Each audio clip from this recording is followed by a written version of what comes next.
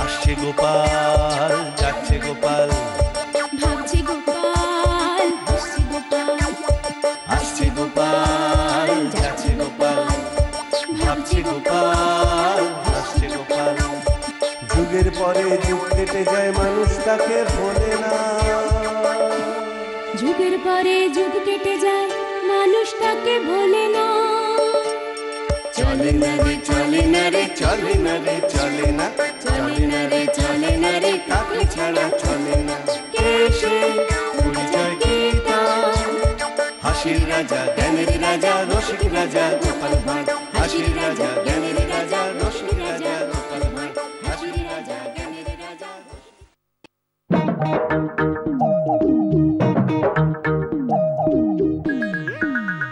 বলি কি হলো সকাল থেকে মুখ কেমন আমসি করে বসে আছো কেন? মাজায় বড্ড ব্যথা হয়েছে গিন্নি। বললো যা, এই তো কালকে দিব্যি ফুরফুরে হয়েছিলে, এর মধ্যে ব্যথা শুরু হয়ে গেল নাকি? যখন শুরু হবার হঠাৎ করেই শুরু হয় গো, ঘুম থেকে উঠেই ব্যথা শুরু হয়ে গেল। ও তুমি বুঝবে না।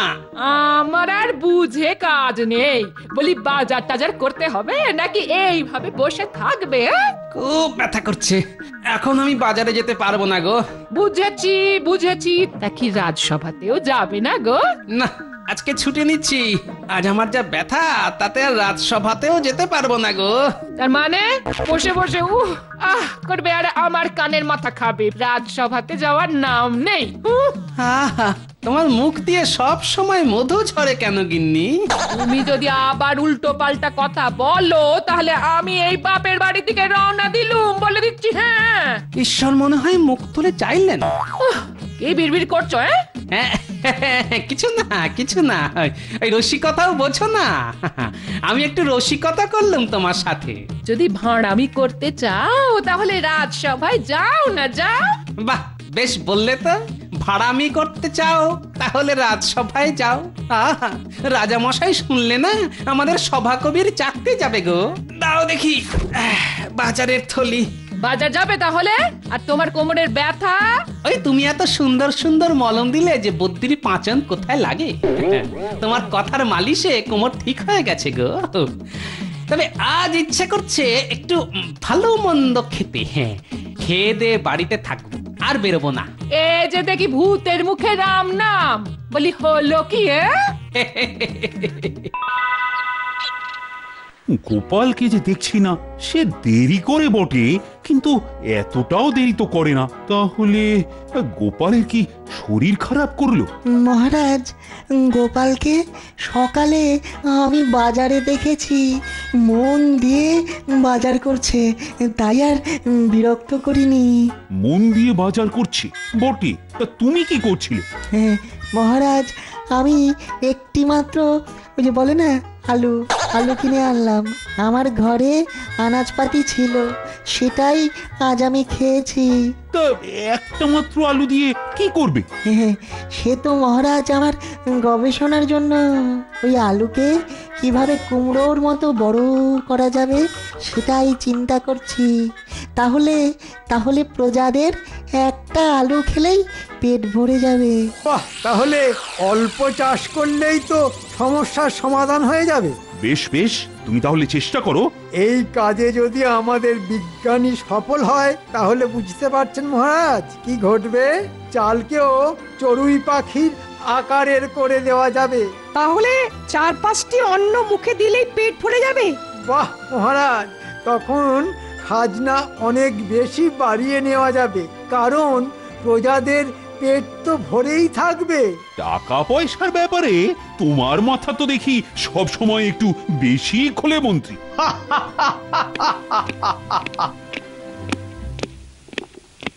মহারাজের জয় হোক। বলো, কি খবর?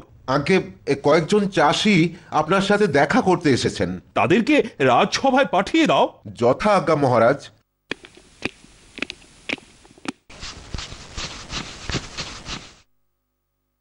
মহারাজের জয় হোক।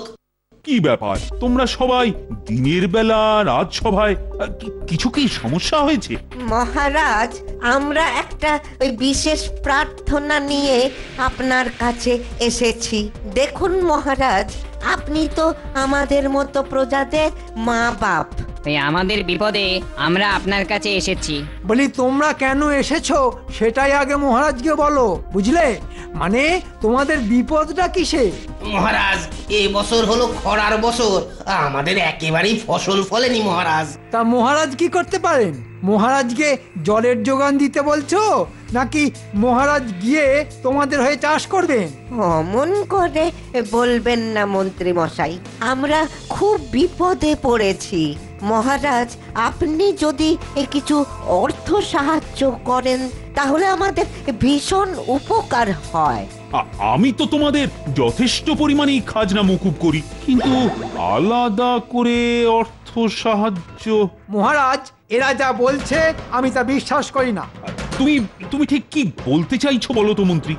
পণ্ডিত, তুমি আজ গোপালকে প্রচুর বাজার করতে দেখেছো কিনা? হ্যাঁ মহারাজ, অবশ্যই।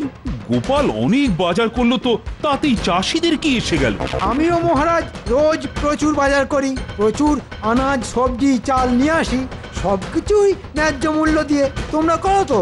হ্যাঁ, সে তো রোজই করি। আমিও করি, সে তো 100 বার। সমস্ত রকমের জিনিস পাওয়া যাচ্ছে। মন্ত্রী, তোমার কথার মাথা মুন্ডু না কিছুই বোঝা যাচ্ছে না। আমরাও তো কিছু বুঝতে পারছি না। বটে, তোমরা কিছু বুঝতে পারছো না? মহারাজ এক্ষুনি বুঝিয়ে দিচ্ছি। এ হলো জলের মতো সোজা, আমি একটু কষ্ট করলেই সব বুঝতে পারবে।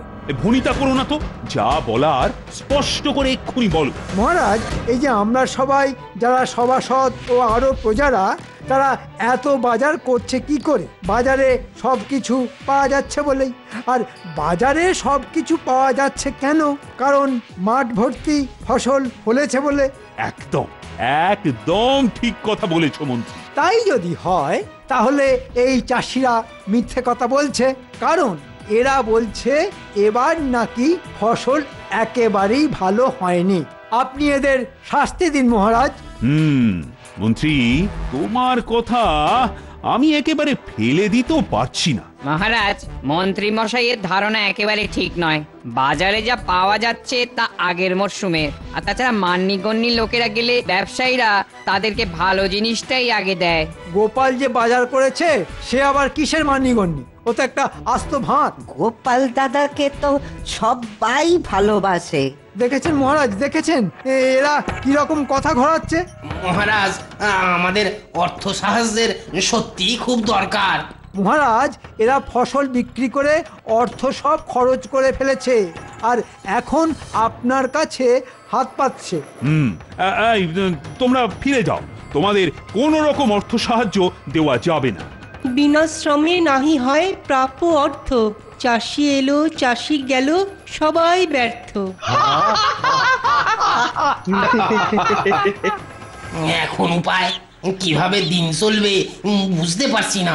মহারাজ তো একবারটি ওই ভাবতে শুরুও করেছিলেন আমাদেরকে ওই কোনোভাবে অর্থ সাহায্য করা যায় কিনা। ওই মন্ত্রীটাই যত নষ্টের গোড়া, কি সব উল্টো পাল্টা কথা বলে মহারাজের চিন্তা ঘুরিয়ে দিলেন। এবার যে ফসলের সত্যি ভালো ফলন হয়নি সেটা মহারাজ বিশ্বাসই করলেন না। আমাদের কপাল বড্ডই খারাপ। একটা কাজ করলে হয় না? কি কাজ? চলো সবাই মিলে এই গোপাল দাদার বাড়ি যাই, সে একটা কিছু উপায় বাতলে দিতে পারে। চল চল চল, যাওয়া যাক। চলো চলো চলো চলো যাওয়া যাক।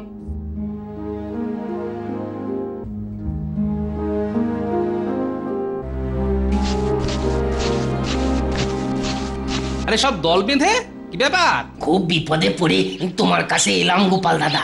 বিপদ? কিসের বিপদ? আজ গিয়েছিলাম মহারাজের কাছে।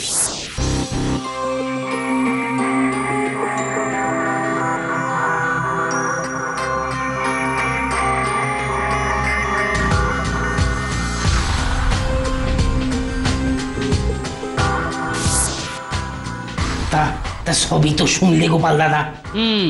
সব কথাই তো শুনলাম, একদিন মাত্র রাজসভায় যাইনি আর তাতেই এত কিছু ঘটে গেল।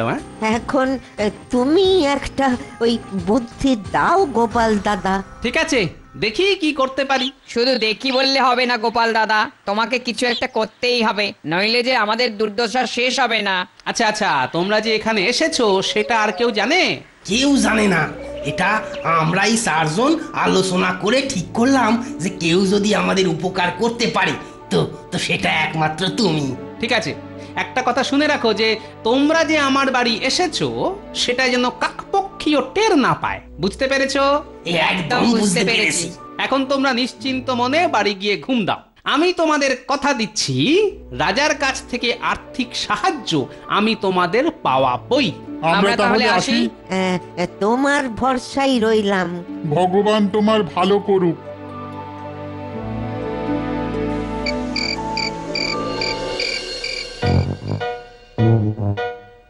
সন্ধে হয়ে এলো, আমাকে আবার সন্ধ্যা আরতি করতে হবে। তুমি আবার এত কিসের চিন্তা করছো বলো তো? চিন্তার কি আর শেষ আছে গিন্নি? আমার অনেক চিন্তা গো।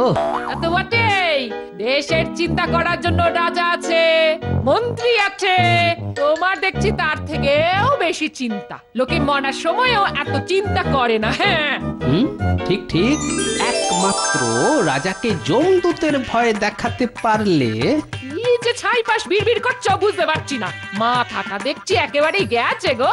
আমার জ্বালারা শেষ নেই গো, এই বুড়ো আমাকে জ্বালিয়ে খেলো। দুধ বলি গিন্নি, পুঁথি লেখার কালি আছে ঘরে? কি কাণ্ড গো, তোমার এখন বুঝি পুঁথি লেখবার ইচ্ছে করছে? তা কি লিখবে শুনি? সারা জীবন যত অপকর্ম করেছো সেগুলো বুঝি লিখতে ইচ্ছে করছে? আহ গিন্নি, জ্বালালে দেখছি। কালি আছে কি নেই সেটা বলো না। আমার পুঁথি লেখার কোনো শখ নেই, আমি তাই জানি না। হ্যাঁ, তা আগে বললেই হতো।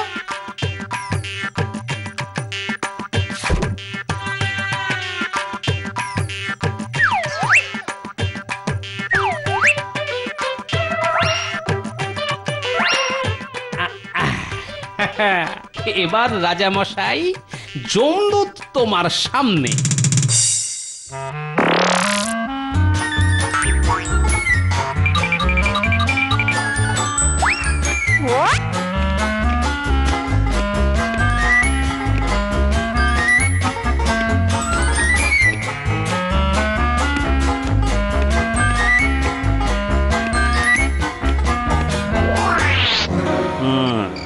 রাত তো বেশ গভীর হলো, এবার শয়নকক্ষে নিদ্রা গেলেই ভালো।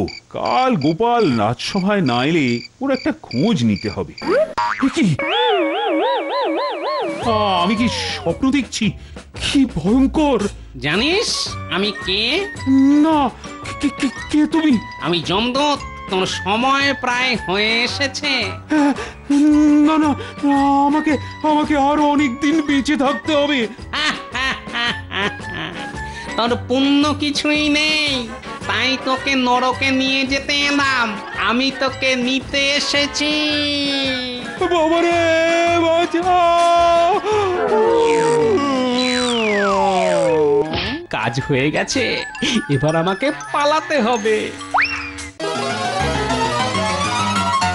মহারাজ, গোপাল আজ যথাসময়ে উপস্থিত, তার মানে গতকাল এতটাই খেয়েছিল যে আজ আর খেতেই হয়নি।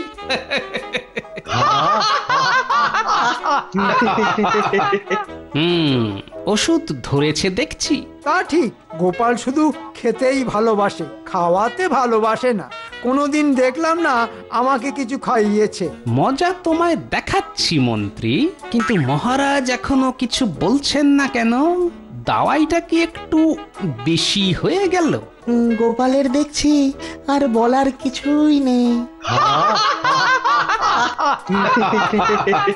না, মহারাজ দেখছি কিছুই বলছেন না। নীরবতা সম্মতির লক্ষণ। কি অত ভাবছো গোপাল? জানেন, আমার গিন্নি কাল রেগে গিয়ে আরেকটু হলে বাপের বাড়ি চলে যাচ্ছিল। সে কি, কেন? আর কেন, গিন্নিদের বাপের বাড়ি যাওয়ার এখন কিন্তু একটা যোগ চলছে, আর সেই যোগে আমি ধরাশায়ী। তাই ধরাশায়ী গোপাল এখন ভালো করে বাজার করছে যাতে গিন্নি খুশি থাকে। না, আমাকেই দেখছি কথাটা শুরু করতে হবে। মহারাজ, শুনলাম কাল কিছু গরিব চাষি এসেছিল, তা আপনি কি ওদের সাহায্য করেছেন? মহারাজ আমাদের যথেষ্ট বুদ্ধি ধরেন, সাহায্য করবার কোনো প্রশ্ন নেই। ঠিক ঠিক থামো তোমরা। ধরেছে ধরেছে, ওষুধ ধরেছে। আমার অন্য কিছু বলার আছে। কি মহারাজ? আমি কাল রাতে এক স্বপ্ন দেখেছি, আর সেই স্বপ্নে আমাকে যমদূত দেখা দিয়েছেন। এই রে, এটাকে মহারাজ স্বপ্ন বলে উড়িয়ে না দিলেই মঙ্গল। সে কি মহারাজ, যমদূত আপনাকে স্বপ্নে দেখা দিয়েছেন? কিন্তু কেন? আপনার এখন কোনোভাবেই তো মৃত্যু যোগ নেই। যমদূত আমাকে নরকে নিয়ে যেতে এসেছিল। সে কি একেবারে নরকে? অসম্ভব, আপনি পাপী হতেই পারেন না। চুপ! তোমরা কি যমদূতের থেকে বেশি জানো? তাই আমি মরার আগেই জানতে চাই কোনটা স্বর্গ আর কোনটা নরক। মহারাজ, বিজ্ঞানে স্বর্গ আর নরক খুঁজে পাওয়া যায় না। বটে, তাহলে ভালো করে খোঁজো, আর যতক্ষণ না খুঁজে পাও ততক্ষণ তুমি বাড়ি যাবে না, এখানেই থাকবে। মহারাজ, পুঁথিতে বলে স্বর্গে দেবতাদের বাস, মানুষ পুণ্য করলে সেখানে যেতে পারে, আর মানুষ যদি ঘোর পাপ করে তাহলে নরকে যায়, সেখানে গরম কড়াইয়ের ফুটন্ত তেলে। নতুন নতুন কিছু কথা বলো পণ্ডিত, এসব তো আমি কবে থেকেই জানি। এটা আমার মনের মতো উত্তর হলো না। আমি জানতে চেয়েছি কোথায় স্বর্গ আর কোথায় নরক, আর সেখানে কি আছে সেটা আমি জানতে চাইনি। কিন্তু ভারী মুশকিলে পড়া গেল, এক বিপদ থেকে অন্য বিপদে পড়লাম। মহারাজ, এখন স্বর্গ আর নরক ছাড়া অন্য কিছু বুঝবে না, বোঝানো যাবে না। আমি বরং এই সুযোগে কিছু অর্থ কামিয়ে ফেলি। আমি তোমাদের একদিন সময় দিলাম, তার মধ্যে আমাকে জানাতে হবে কোথায় স্বর্গ আর কোথায় নরক, না হলে কিন্তু তোমাদের সবার চাকরি যাবে। আমার সাথে চলুন মহারাজ, আমি আপনাকে আজ স্বর্গ আর নরক দেখাবো। বেশ, চলো চলো।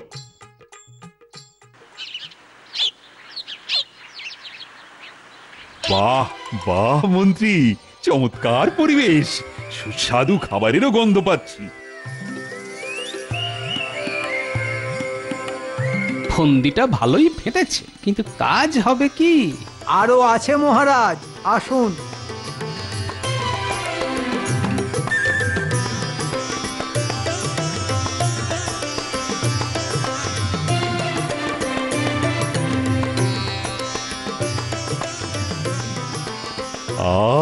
ভারী সুন্দর জায়গা তো, ভীষণ খুশি হলাম। এত সুন্দর জায়গায় এসে খুশি না হয়ে উপায় আছে? এবার চলুন মহারাজ।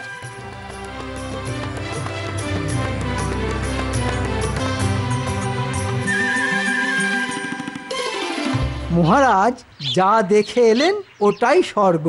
স্বর্গে অফুরন্ত আনন্দ, আর ওই যে দেখুন মহারাজ, ওটা হলো ভাগাড়।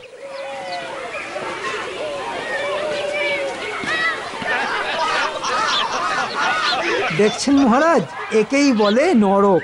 আপনি এতক্ষণ স্বর্গ দেখলেন, এবার আপনি নরক দেখছেন। ঠিক, পুঁথিগতভাবে একেই নরক বলা যায়। হতেই পারে না, এটা নরক। তাহলে এদেরকে এত হাসি খুশি দেখছি কেন?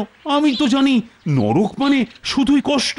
না না না না, এটা নরক হতেই পারে না। আরো একদিন সময় দিলাম, এই একদিনের মধ্যে তোমরা যদি আমাকে স্বর্গ আর নরক কি বোঝাতে না পারো, তাহলে সবাইকেই আমি শুলে জড়াবো, আর তখন ভূত হয়ে স্বর্গ নরকের ঠিকানা খুঁজো।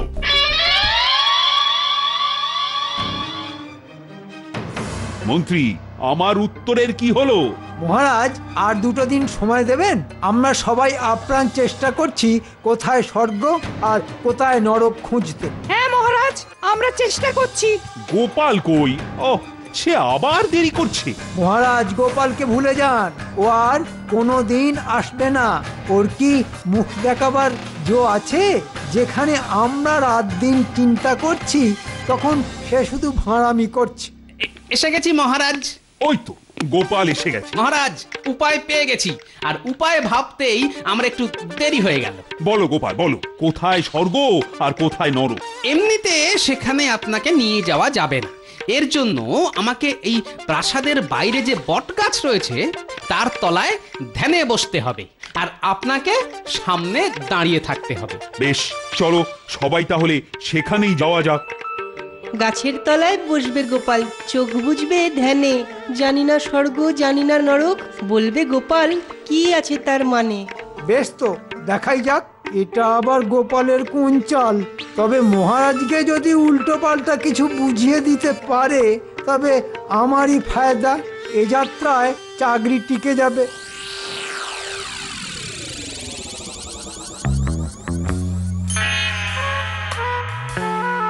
এই প্রখর রোদে আর বেশিক্ষণ দাঁড়িয়ে থাকলে মহারাজ অসুস্থ হয়ে পড়বেন। তখন কিন্তু ওই পাঁচন খেতে হবে। গোপাল, আর কতক্ষণ? গোপাল মনে হয় সরাসরি যমদূতের সাথে কথা বলছে। গোপাল আবার ধ্যান করতে শিখলো কিভাবে, আমি এটাই ভাবছি। এ বড় কঠিন সাধনার জিনিস।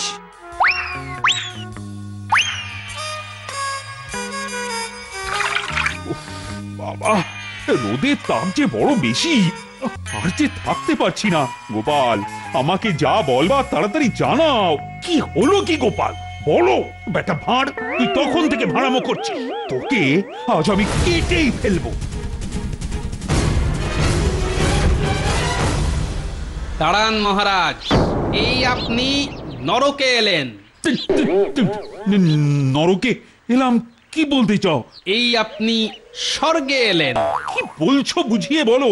মহারাজ, যখনই আপনি হিংসা, রাগ, প্রতিশোধ এই ব্যাপারগুলোকে রিপুর বশে এসে মাথায় উঠতে দিচ্ছেন, তখনই আপনি নরকের দরজার সম্মুখীন হচ্ছেন।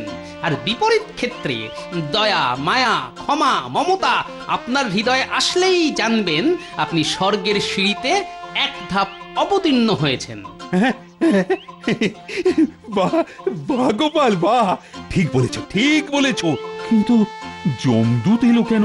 সেদিন মন্ত্রীর কথায় ওই গরিব চাষিদের ফিরিয়ে দিয়ে আপনি ঠিক করেননি। আপনার অনুশোচনায় যমদূত হয়ে এসেছিল। ঠিক, আমি দয়া দেখাইনি। আমি আজকেই সমস্ত গরিব চাষিদের ডেকে পাঠাচ্ছি তাদের অর্থ সাহায্য করবার জন্য। মহারাজের জয় হোক। কিন্তু আপনার চেলা চামুন্ডারা যে সব সরে পড়েছে। ওদের স্বর্গ নরক দরকার নেই, মর্তই ভালো। হ্যাঁ,